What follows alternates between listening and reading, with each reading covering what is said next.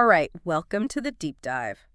Today we're going to be getting into naturalism. Like, we all sort of have a feel for it, right? It's like, no ghosts or whatever, and like respecting science. But, getting specific, like nailing down a definition that works, it's kind of harder than you'd think.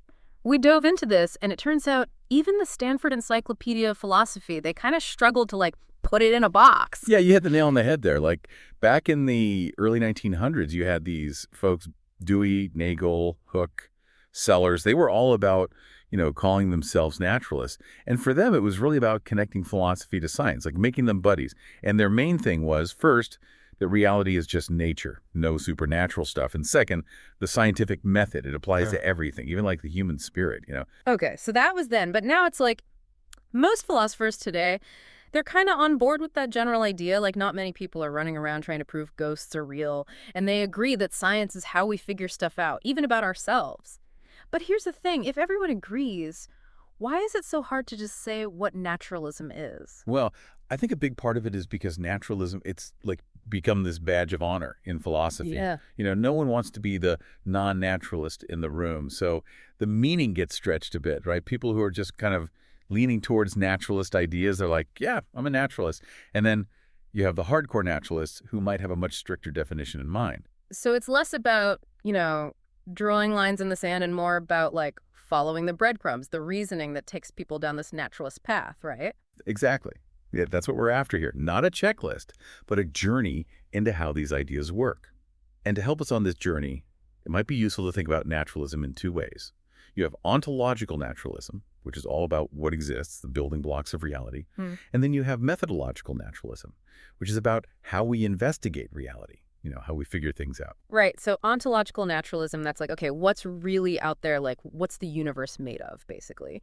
And what we see is this idea that anything that exists in space and time, it's either like straight up a physical thing or it's built from physical things. It's like saying a fancy watch, yeah, it tells time and stuff, but it's still just metal and gears at the end of the day. Right. So ontological naturalism, it leads to this view called physicalism, which says that everything, minds, biology, society, it's all just physical stuff arranged in different ways. And the main reason people are drawn to this view is because they're trying to explain how these like special things like mental events can actually have physical effects. Like we all know that what we think can affect what we do.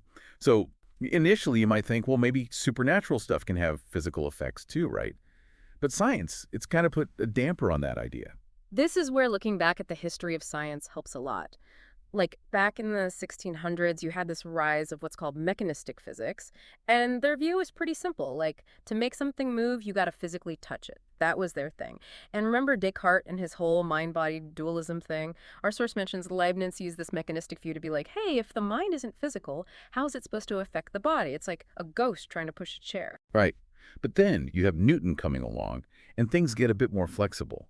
Newton's physics allowed for forces that could act at a distance, like gravity. And this opened the door to, like, mental forces and vital forces alongside these physical forces. So in that time, the idea of minds affecting the physical world, it wasn't such a big deal, scientifically speaking. Then the 1800s rolls around and boom, they discover the conservation of energy. Like, suddenly you can't just have energy popping in and out of existence willy-nilly. And that put some serious constraints on those non-physical forces. Like, if they were going to be real, they had to play by the rules of energy conservation. Our source brings up this idea of nervous energy as a historical example.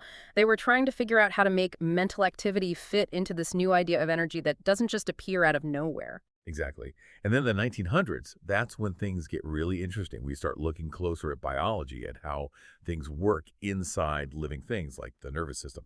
And what we found was that there's no physical effect in a living being that can't be explained by the same physical forces that work on non-living matter. That's where we get this idea of causal closure, or the causal completeness of the physical, which basically means that every physical effect has a complete physical cause. So no more spontaneous mental causes or vital forces doing their own thing. And this idea, it's a big deal because it says that if everything physical has a physical cause, then these non-physical things like minds, well, they got to be connected to the physical world somehow to actually do anything. Yeah, so we see this evolution of science, this increasing understanding of the physical world and how it works, and that's really what pushes philosophers towards physicalism from like the mid-20th century onwards. And our source points out that there were some explicit arguments for this, like Fagel, Oppenheim, Putnam, they all talked about this causal closure thing directly.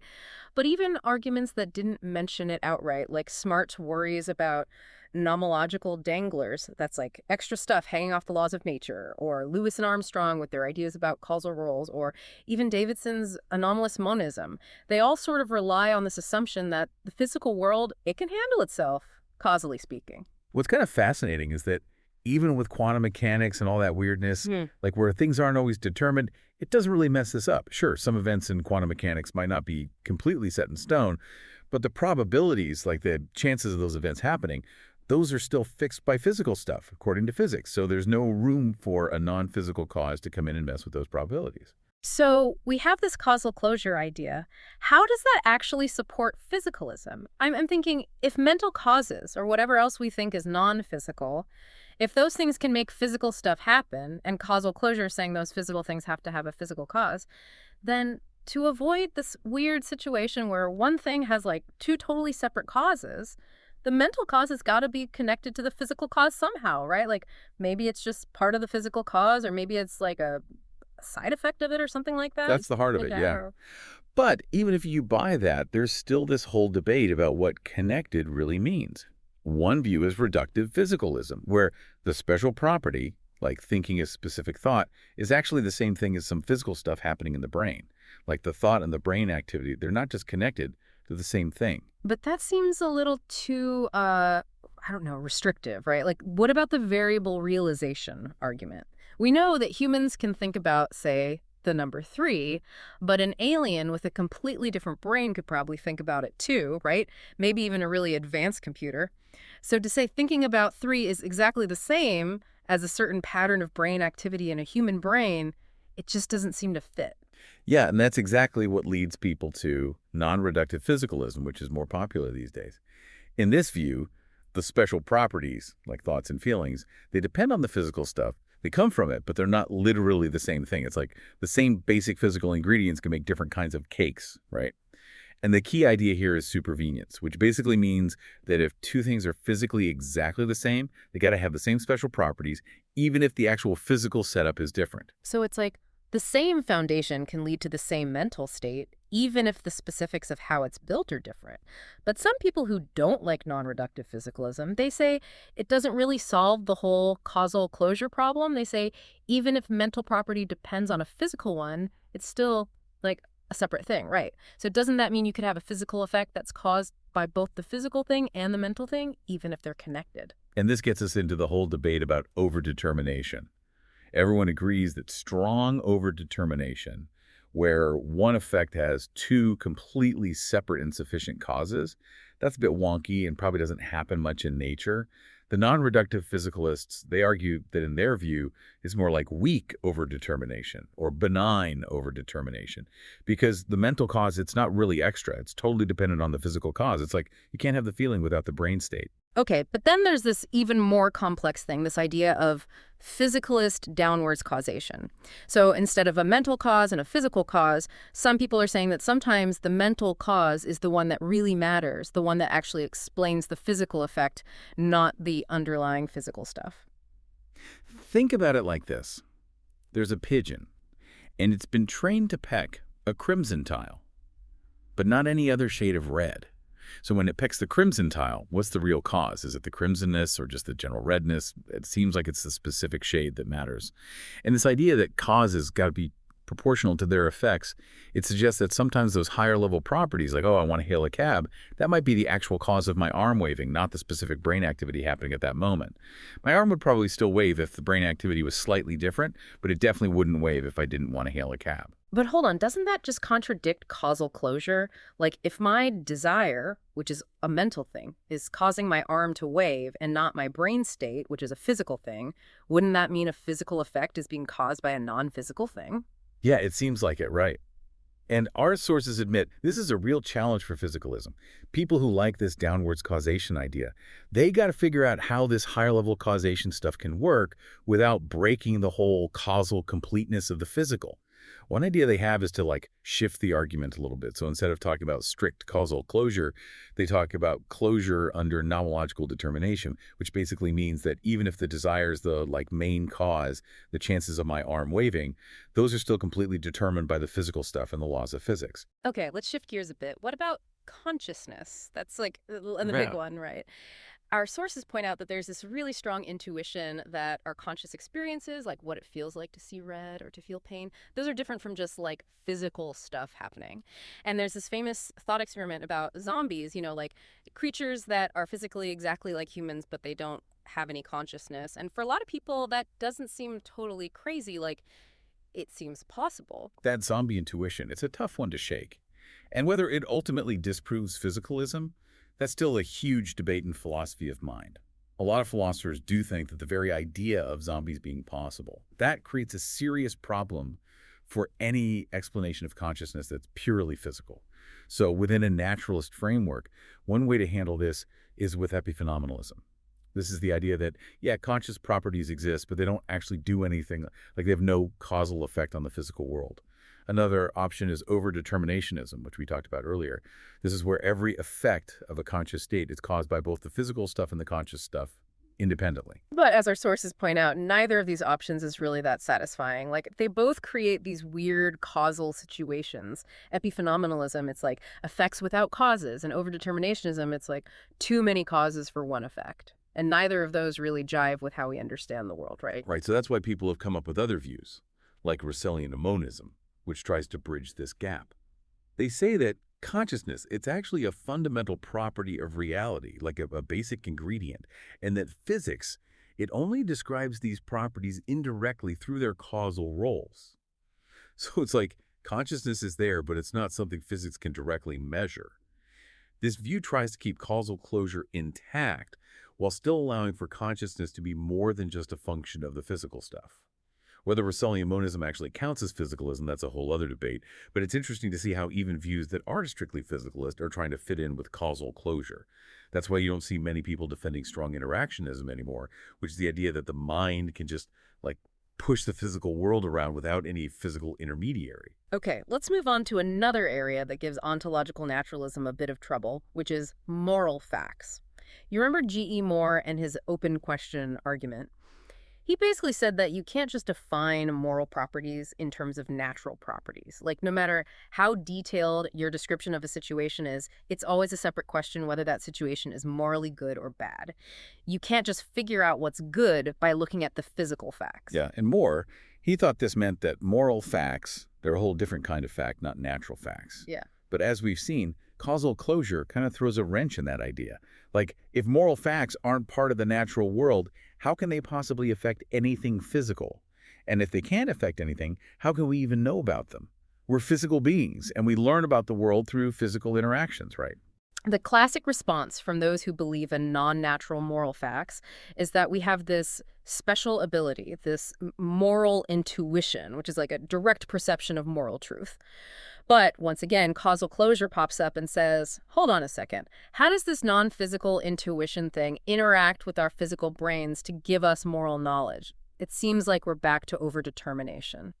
And even with these challenges, there's been a bit of a comeback for moral non-naturalism lately. But this question of how we get access to those non-natural moral facts, it's still a big hurdle. Some non-naturalists, like David Enoch, they argue that we need moral facts to make sense of our moral reasoning, kind of like how some people argue for mathematical objects. But those arguments, they have their own problems too. So, with all this going on, it's no surprise that most moral philosophers these days are leaning towards some kind of moral naturalism. And that comes in two main flavors. You have moral irrealism, which is basically saying that we can talk about morality and have moral practices without actually believing in these independent moral facts. It's like maybe morality is more about our feelings or our social agreements. Then you have moral realism, which says that moral facts exist, but they're part of the natural world, not some separate realm. Right. And within moral realism, you have a bunch of different ideas. There's non-cognitivism, with things like emotivism and prescriptivism, where they say moral judgments aren't about believing in moral truths. They're more like expressions of emotions or commands. Then there's cognitivist irrealism, like error theory and rejectivism, where they say that we think moral judgments are about truth, but actually there are no moral facts out there to make those beliefs true. And on the moral realism side, you have things like Cornell realism, where they see moral properties as being real, natural properties that can actually cause things to happen, but they're not reducible to non-moral properties.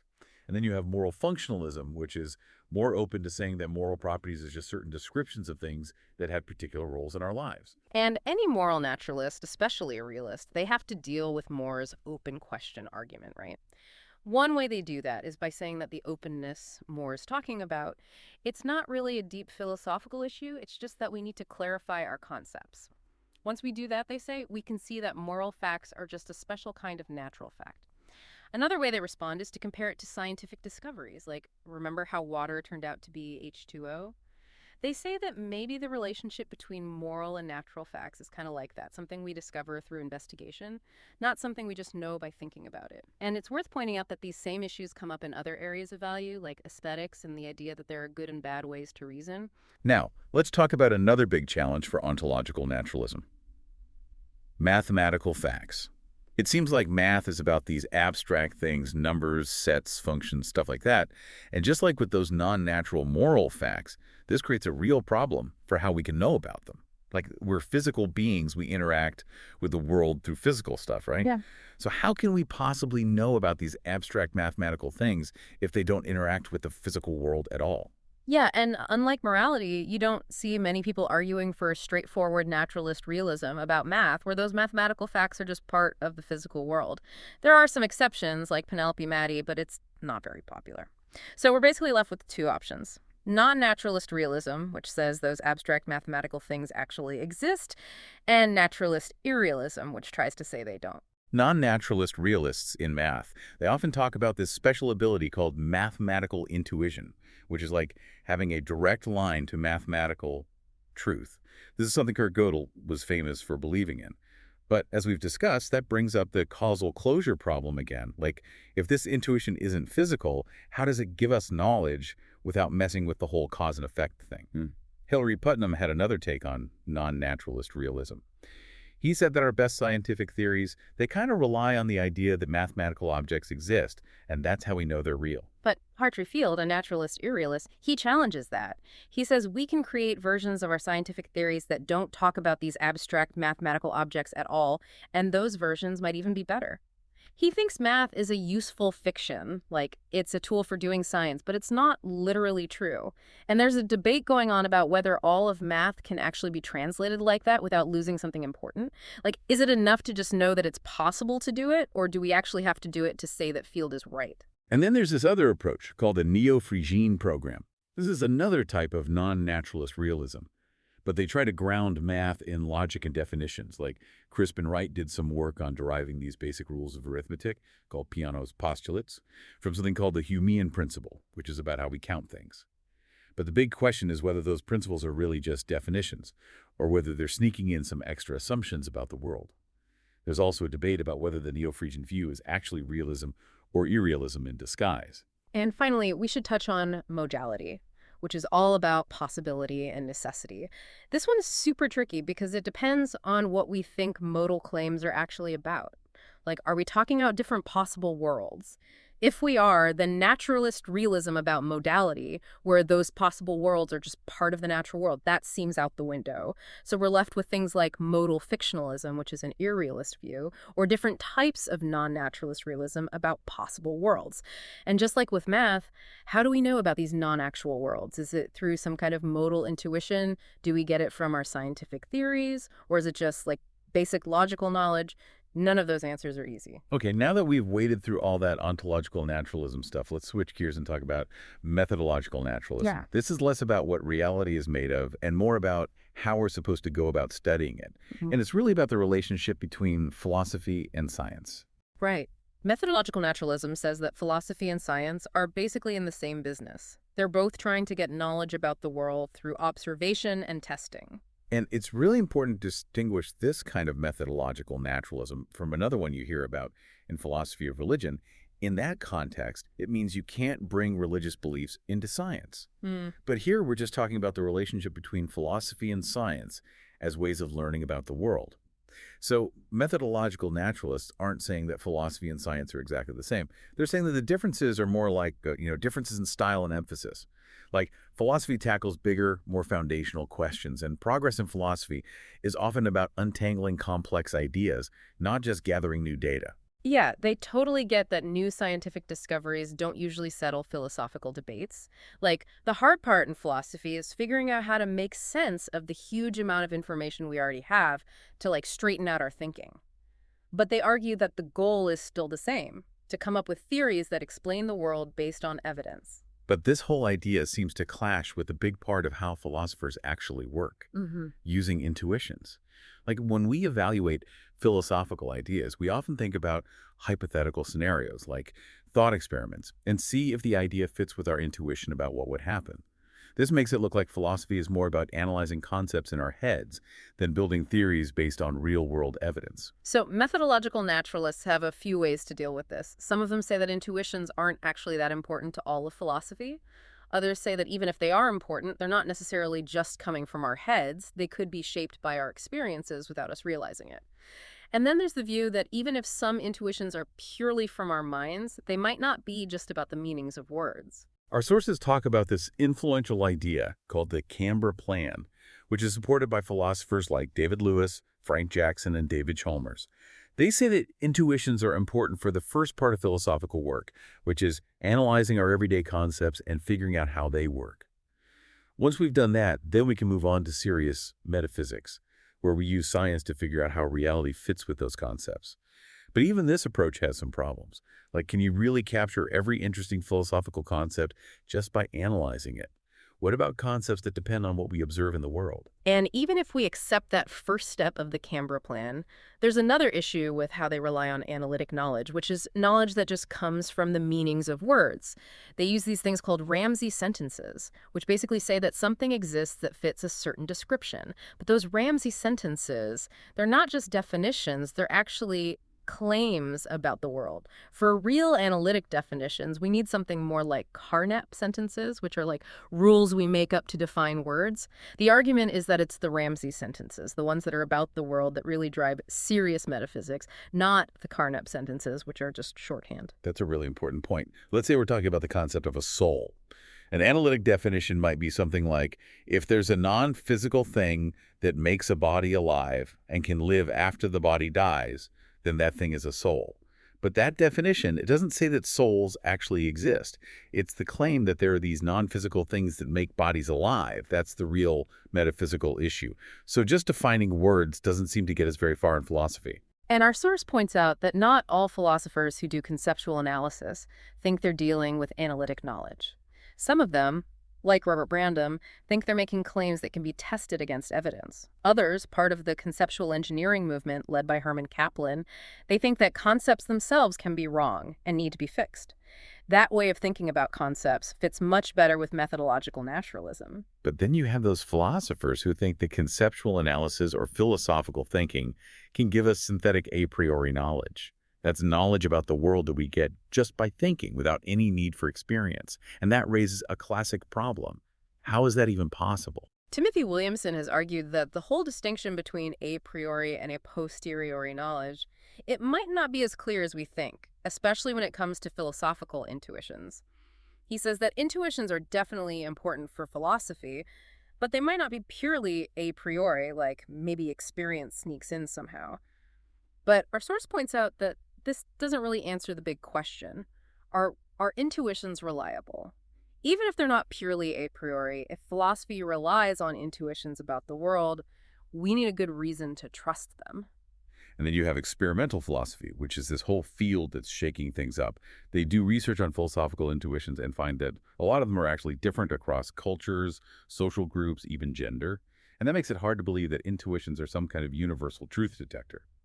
Williamson and others have suggested that maybe trained philosophers have more reliable intuitions, but even that doesn't explain how they get that reliability without any empirical evidence. I mean, it's possible that we have ways of knowing things that don't depend on experience, like maybe we're born with certain predispositions or we absorb them from our culture. But showing that those mechanisms actually work in philosophy and that philosophers' intuitions are actually reliable, that's a whole other challenge. And when you look back at the history of philosophy, well, it's Not exactly a perfect track record, right? Yeah, and that's why some naturalist-leaning philosophers are saying we should ditch intuitions altogether and just stick to what we can observe. But another perspective, which our source also brings up, is that intuitions can be useful, even if they're not always right. They can help us figure out what our hidden assumptions are when we run into paradoxes or things that don't make sense. It's like in scientific thought experiments, we use our intuitions about physics to imagine what would happen in a certain situation. Like, think about Galileo and his thought experiment about dropping objects. He wasn't just working with definitions, he was relying on his intuition about how gravity should work. But the point is, intuitions can be wrong. Like Einstein's intuition about quantum mechanics, that turned out to be off. Exactly. The real value of those thought experiments, in both science and philosophy, is that they make us aware of our assumptions so we can examine them and test them against reality. Even when intuitions are wrong, like in Locke's thought experiment about transferring memories or the whole zombie debate, they still help us figure out what the core issues are. And that's where experimental philosophy comes in. By studying how people's intuitions work and how they differ, it can help us uncover those hidden assumptions, even when everyone seems to have the same intuition. But our source makes it clear that this doesn't mean we can just throw out traditional philosophy. It's more like adding a new tool to the toolbox. So one big question that remains is whether methodological naturalism applies to every part of philosophy. What about those areas we talked about earlier, like math, morality, and modality? Could those be exceptions? Bertrand Russell, he had this famous idea that philosophy is about saying things that apply to everything, even things that might exist, which connects it to modality. But our source points out that just because philosophy sometimes talks about modality, it doesn't mean that modality is the main focus.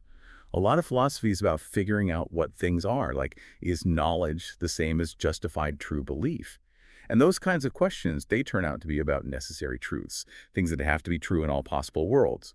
It's similar to how scientists study things like water is H2O, which is also a necessary truth, even though their focus isn't on modality. And when we look back at the different views about math, morality, and modality, we can see how they affect whether methodological naturalism works in those areas. Like your realist views, where there aren't any independent facts about those things, those don't really clash with methodological naturalism because there's nothing non-natural to know about.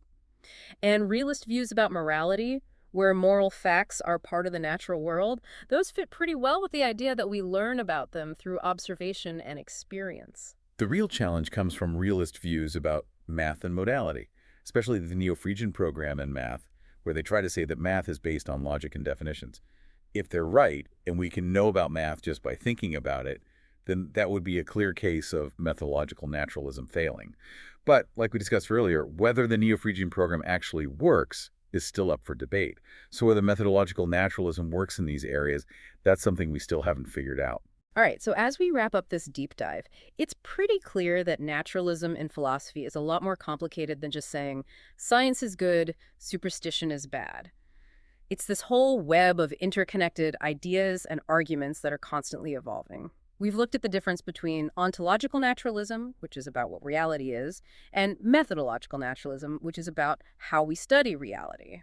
We talked about that tension between explaining how special things can have effects in the world while still sticking to the scientific idea of causal closure, Hmm. which has led to all these different versions of physicalism and this ongoing struggle to understand things like consciousness, morality, and math. And on the methodology side, we discussed the role of intuitions in philosophy and how they make it hard to see philosophy as purely based on experience. And we also talked about the rise of experimental philosophy and these new ways of thinking about how philosophy works. So, for you, the listener, we'd like you to think about how this idea of causal closure affects the philosophical positions you hold, and consider whether we can really gain philosophical knowledge completely separate from scientific evidence and our understanding of the natural world. Here's a final thought to ponder. If our understanding of reality is really shaped by science, shouldn't that affect the questions we ask and the methods we use in philosophy? What would it mean for philosophy if it wasn't purely about thinking in our heads?